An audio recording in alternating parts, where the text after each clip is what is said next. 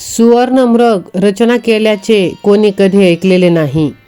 सुवर्णमृगाला कधी कोणी पाहिलेले नाही. हे असे असूनही श्रीराम भगवान सुवर्णमृगाला पकडण्यासाठी आतुर झालेच. कारण विनाशाचा काळ येतो तेव्हा मनुष्याची बुद्धी उलटीच चालू लागते. मनुष्य कितीही विद्वान असून विचारपूर्वक नेहमी वागत असला तरी असा एक वेळ प्रसंग येतो की त्यावेळी त्याची बुद्धी योग्य रस्त्याने चालत नाही. त्याची योग्य विचार करण्याची शक्ती नष्ट होते. आपण काय करत आहोत हेही त्या माणसाला अशा वेळी समजत नाही. त्याच्या हातून अनंत चुका होतात. ह्या अशा वेळेला विनाशकाळ जवळ आलेला आहे असे समजले जाते. विनाशकाळ हातून घडलेल्या गोष्टींचा पश्चाताप आयुष्यभर भोगावा लागतो.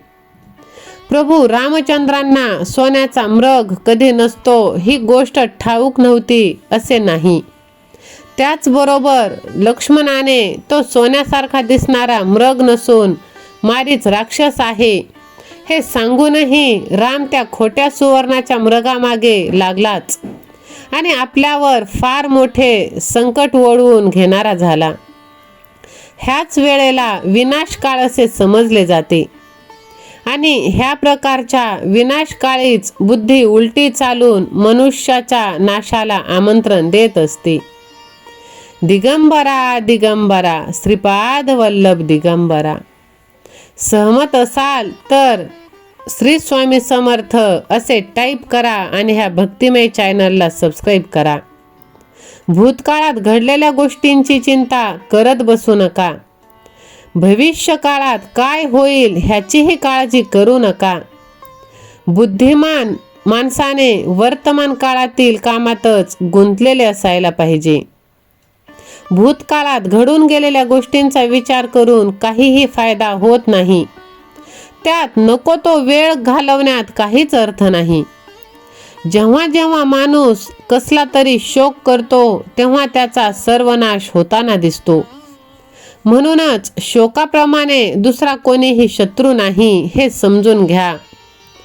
भूतकाळात जे घडून गेले आहे ते सर्व विसरून जाण्यातच शहाणपण आहे. भविष्यकाळ यावं असं यावं तसं यावं असं आपण जे म्हणतो तसं काहीही होत नाही. कारण भविष्यात काय होणार हे कुणालाच माहीत नाही. म्हणून भविष्यात काय काय करायचं या संबंधी विचार तुम्ही करा. पण त्याचप्रमाणे सर्व काही आपल्याला मिळेलच, प्राप्त होईल हा लोभ मात्र धरू नका. हा लोभ किंवा अपेक्षा भविष्यकाळासंबंधी जर आपण धरलं तर नैराश्यच येण्याचं हे नक्की. म्हणून आपण काय करणार आहोत ते वर्तमानात करा. तेच खरं आहे. म्हणूनच स्वतःवरती विश्वास ठेवा आणि आपल्या भगवंताचे नामस्मरण करत राहा.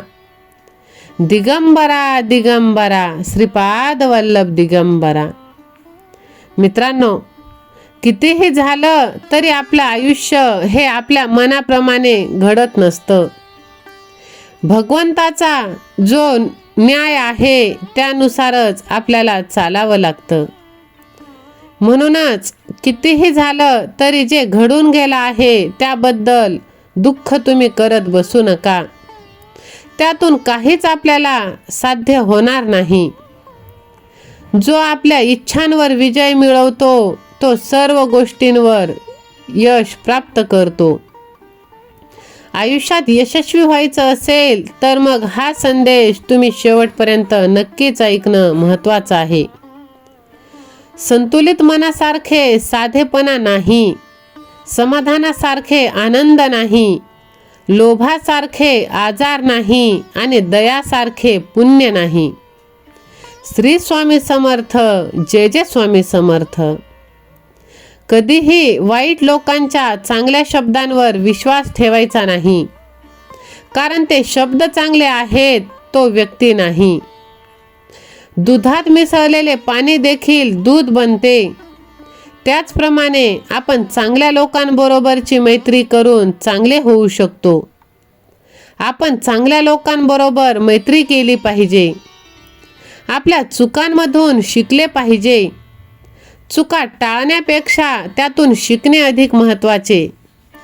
आयुष्यात सुधारणा आणि प्रगती मिळवण्यासाठी चुका ह्या होतात आणि त्या व्हायलाच पाहिजे आणि त्यातून आपण शिकलं पाहिजे. दुसऱ्यांच्या चुका शोधून इतरांना सांगण्यापेक्षा आपण कसे चांगले आहोत हे सांगितले तर प्रगती निश्चित आहे. परिस्थितीप्रमाणे बदलणारे मित्र सांभाळण्यापेक्षा परिस्थिती बदलविणारे मित्र सांभाळा. आयुष्यात कधीही अपयश अनुभवायला मिळणार नाही. होय मित्रांनो, कंदील जरी सूर्याची बरोबरी करू शकत नसला तरी अंधारात त्याचं महत्त्व सूर्या इतकंच असतं. त्यामुळे स्वतःला तुम्ही कधीच कमी समजू नका.